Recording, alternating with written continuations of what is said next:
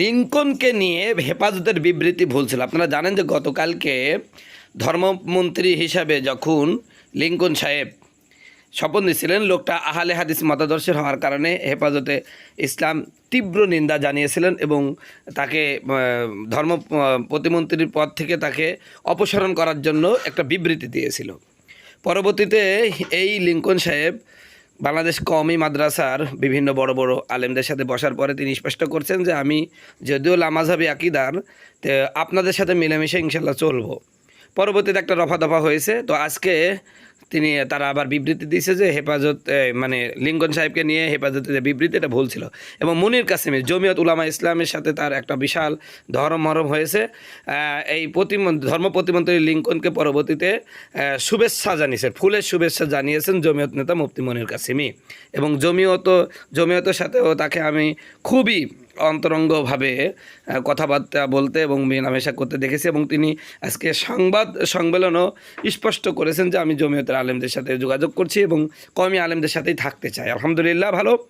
তো কিন্তু একটা বিষয় কি, জমিয়তের যে 4 জন হুজুর এরা যে একেবারে হাতে মোলা ধরে দিল বিএনপি, এটা একটা দুঃখের বিষয়, খুবই বড় দুঃখজনক বিষয়।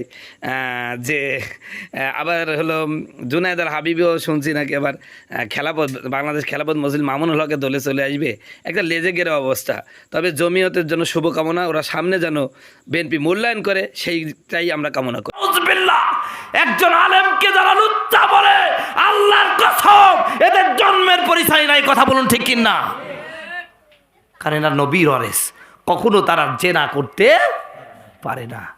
আমার বন্ধুগণ, আমার ভাইরা, এই দেশে কত নর্তকী মুক্তি পেয়ে যায়, কত ইয়াবাখোর, মদখোর, গাঞ্জাখোর, কত মানুষ হত্যাকারী একদম বুক টান টান করে প্রকাশ্যে ঘুরে বেড়াচ্ছে, অথচ কোরআনের পাখিরা আজকে জেলখানার মধ্যে আবদ্ধ। জোরে বলেন নাউজুবিল্লাহ। আমরা দোয়া করি আল্লাহ পাক যেন তাদের মুক্তির ব্যবস্থা করে দেন। জোরে বলেন আমিন। আমরা ভাই আমি লীগ বিএনপি বুঝি না, ওলামায়ে কেরাম আমরা যারা নামাজ কালাম পড়ি, সে আওয়ামী লীগ হোক বিএনপি হোক, সবাই আলেমদেরকে জান দিয়ে মহব্বত করে। কথা বলুন ঠিক কিনা?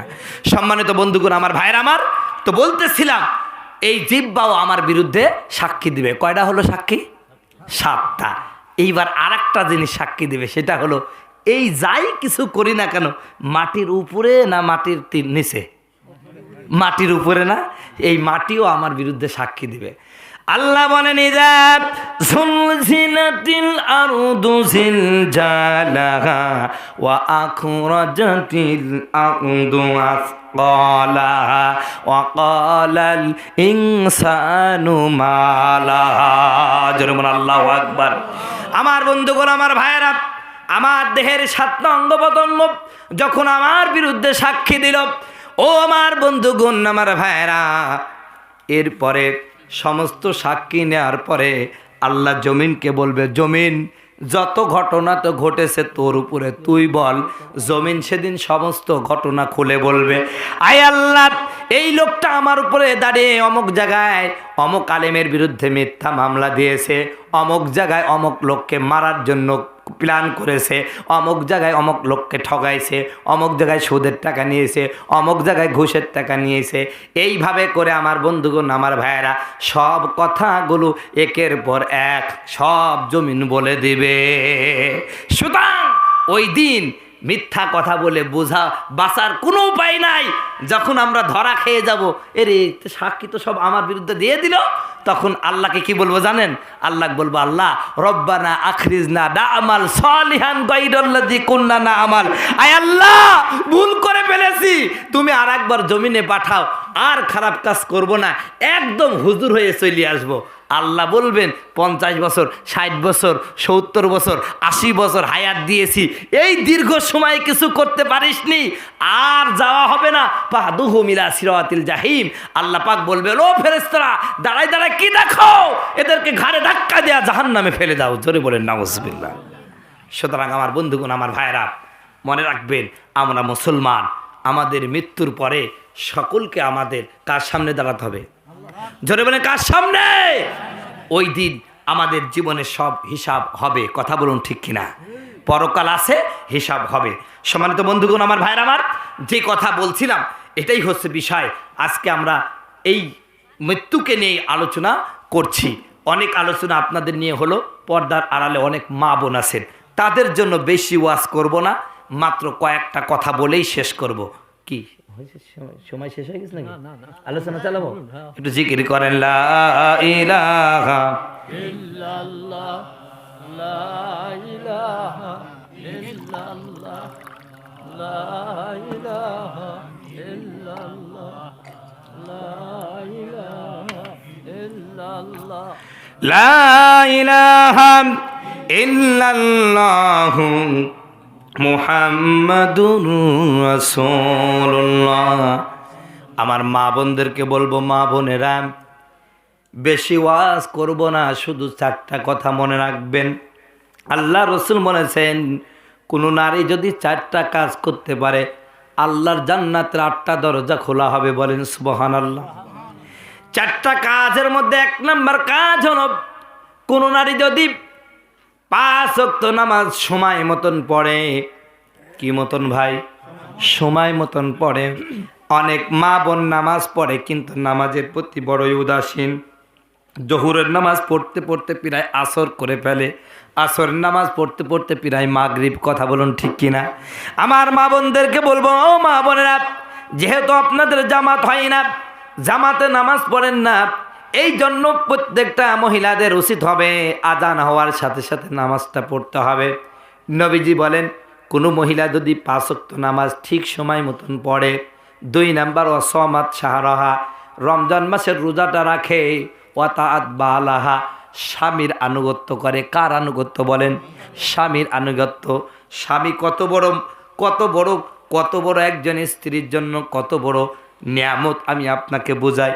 নবীজি একদিন বনের মধ্যে দিয়ে হেঁটে যাচ্ছেন, হঠাৎ করে একটা বন্য উট এসে নবীকে সেজদা দিল। কথা বুঝতে পারছেন? রসুল হেঁটে যাচ্ছেন, বন্য একটা উট এসে রসুলকে কি করছে? সেজদা দিছে। এই দৃশ্য দেখার পরে উপস্থিত সাহাবীরা বললেন, হুজুর গো, আপনি যদি অনুমতি দেন এই বন্য উটটা আপনাকে সেজদা দেয়া ধন্য হয়ে গেল, আমরাও আপনাকে একটা সেজদা দিতে চাই। নবীজি আমার রেগে গেলেন, এমন রাগা রাখছে। রসুল রেগে গেলে তার চেহারাটা লাল হয়ে যেত, ডালিমের মতন লাল হয়ে যেত। নবীজির চেহারা রক্তিম আকার ধারণ করলো, এত রাগা রাখছেন। সাহাবায়ে কেরাম থর থর করে কাঁপে। আমার নবী ডাক দেয়া বলেন, ও আমার সাহাবীরা, কি বললা তোমরা? আমাকে সেজদা দিবা? না না না, সেজদা দিবা না। ওয়াকরিমু আখাকুম, শোনো শোনো, সেজদা কেবলমাত্র আল্লাহকে দিবা। জোরে বলেন সুবহানাল্লাহ। তোমাদের ভাই মুহাম্মদকে সম্মান করবা, সেজদা নাই। এরপর আল্লাহর নবী বলে, শোনো আমার সাহাবীরা, এই পৃথিবীতে মানুষকে সেজদা করার অনুমতি যদি আল্লাহ পাক দিতেন, তাহলে প্রত্যেকটা স্ত্রীর লোককে বলতেন ওরা যেন ওদের স্বামীকে সেজদা করে। বলেন সুবহানাল্লাহ। নবীজি বলেন, শোনো ও মেয়েরা, শোনো, এই পৃথিবীতে স্বামী তোমার কত বড় নিয়ামত। তোমাদেরকে তোমার স্বামী যদি এমন অসম্ভব নির্দেশ করে যে এই পাহাড়ের সমস্ত পাথরগুলো, সমস্ত মাটিগুলো অমুক পাহাড়ে, আর অমুক পাহাড়ের সমস্ত মাটিগুলো অমুক পাহাড়ে নিয়ে যাও, এটা একজন মানুষের জন্য ইম্পসিবল, অসম্ভব। তারপরও স্বামীর হুকুম মানার জন্য ওটাও করতে হবে। কত বড় পাওয়ার স্বামীদেরকে দিয়েছে। এখন এই পাওয়ার আছে বলে আমার ওয়াজ শুনে কালকে আবার বউকে জানে এমন করেন না। কিছু পুরুষ আছে, পুরুষ তো বউ স্বামী হয়েছে বলে স্ত্রীর উপরে বেধরক মারায়, মার দেয়, স্ত্রীকে ধরে পিটায়, এমন স্বামী আছে কি নাই? কথা বলেন, আছে কি নাই? ও ভাই, বউকে কেন মারবেন? বউ মারার বস্তু না, বউ হলো ভালোবাসার বস্তু। কথা বলুন ঠিক কিনা? আল্লাহ রাসূল সাল্লাল্লাহু আলাইহি সাল্লাম যখন বিয়ে করলেন আম্মাজান খাদিজাতুল কুবরাকে, 25 বছর রসুলের বয়স। খাদিজার বয়স কত? 40।